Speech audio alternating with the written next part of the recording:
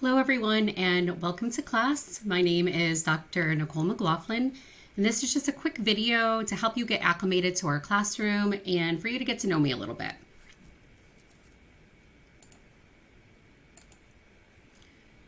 So here are my goals for this presentation. It's really an informational presentation to help you to get to know me as an instructor, and then also to go over information about this course, cover key tips for success, and briefly discuss grading and feedback for this course. And then I'll go over some of the common questions that I often receive from my students.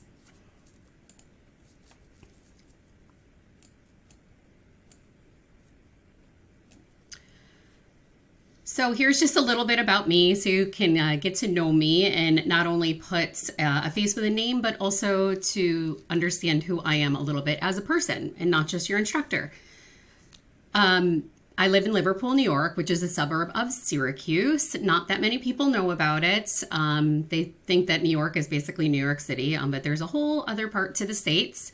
I've been with Aspen since 2013, and I have my bachelor's and my master's in education, and then I also have my EDD, my educational doctorate in educational leadership. I'm married. My husband Will is a fitness trainer, and then I also have a 4-year-old who is just the light of my life, and he just started pre-K, so that's been an adjustment for myself and for him, but he is absolutely loving school. I also teach for a whole bunch of other universities as well, 4 besides Aspen, so I teach for 5 universities. I love to read, I love to work out, I love to travel, and I love spending time with my family. So I want you to know that there's a couple different ways that you can reach out to me. One is my email, and honestly, that is probably the quickest and easiest way to reach out to me because I'm typically only in the classroom a few times a week, and this way it comes directly to my phone. So if you email me, chances are I'm going to email you right back. So my email's right there, nicole.mclaughlin@aspen.edu. And then in most of the courses for Aspen, there is a course questions area. It's above all of the discussions. So you can post a question there if you have any questions you want answered as well.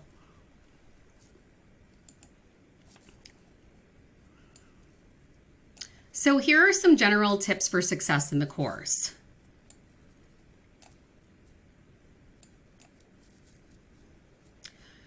First, you want to make sure that you're clicking on each module for each week and read through all of the content. You also want to be an active participant in the weekly discussions because this is a place that I feel that we learn with each other, and then also I can learn from you, you can learn from me. Your initial reply to the discussion question should be at least 200 words and posted in the weekly discussion area with citations and references each week. You want to make sure that you're supporting those answers. The first discussion question is due by Thursday, and then the replies in that discussion question are due by Sunday, and then the discussion question number 2 is due by Saturday with the 2 replies to peers by Monday. There are times when you will be the only student in the classroom, and so you can just reply to me. These replies to peers should be substantive and contribute to the discussion. You want to be proactive and ask questions when you are confused. You can do that under the course questions thread like I just talked about. You can also email me. And then make sure you're reading all the announcements often so you don't miss any communications from me. I'll tell you, hey, students, forget to use the rubric. So they might miss citations and references. Or hey, this is really important about citations and references. You've got to make sure to format these correctly. So you always want to be checking the announcements. Or if there's something where there's a group assignment coming up, I'll be telling you about those as well in the announcement section. Oh, it's called our news section. So plagiarism and APA formatting. Okay, so plagiarism, obviously with an online university or any university, is super important that you are not doing this. So in the Writing Center in our class, you can find all the information you need to know about plagiarism and the Turnitin tool. And then for APA format, the Writing Center, The Writing Center has APA resources to assist you with learning APA styles and examples of student papers that will help to successfully guide you through creation of an APA style paper. And then you can also visit the Purdue OWL site. It's one of the ones I use most often. Since I teach for so many different universities, I have that one directly in my favorites in my search bar. feedback. So I try to give feedback and grade on Tuesdays and Fridays of each week. Your assignments are due on Monday, so I try to provide immediate feedback so that you can make changes for your future assignments. So make sure to read through those instructors' comments and make those changes for your next week's paper. And then I also wanted to let you know that I am very lenient during week 1 as you're getting acclimated to the class for the discussion questions and the assignments. I don't deduct many points for APA format, or if you're missing some things. What I try to do is give you that feedback with a very small deduction of points so that you will be able to earn full credit after that. I will deduct in all the assignments and DQs after that, so please just be aware of that. I'll deduct the full amount of points. For discussion questions, you need to use proper grammar and punctuation, and then you also need to have in-text citations and references that are correctly formatted.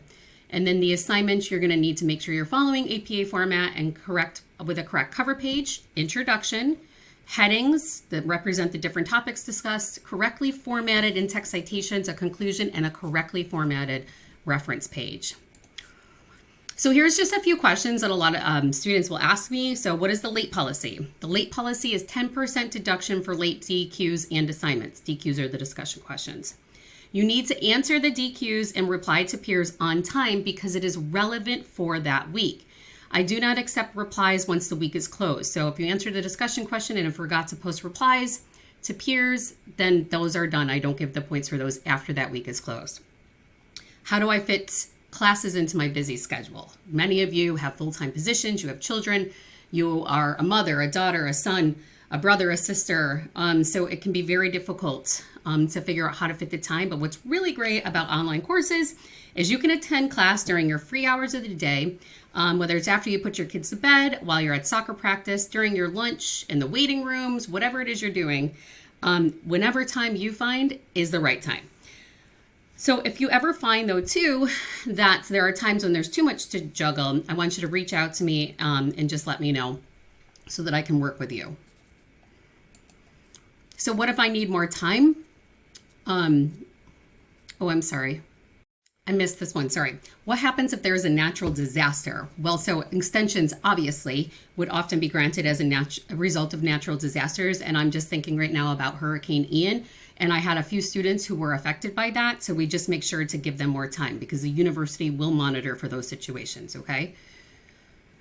And then the last part was, what if I need more time to complete my assignments? Again, please reach out to me and let me know because I understand that life happens. I was a doctoral and graduate student once before, so I completely understand that there's situations where you might need some extra time. You just have to let me know because I can't help you if I don't know. So if you're not emailing me and you're not submitting assignments, then I'm assuming something's going on and I'm going to be submitting like an early feedback alert about an early alert so that someone can reach out and get help. I'll also reach out to you. And I just wanted to say thank you so much for watching. I really appreciate it. And if you do have any questions about this presentation, please again, email me or post questions in the course questions area. And thank you so much. And I'm looking forward to our class.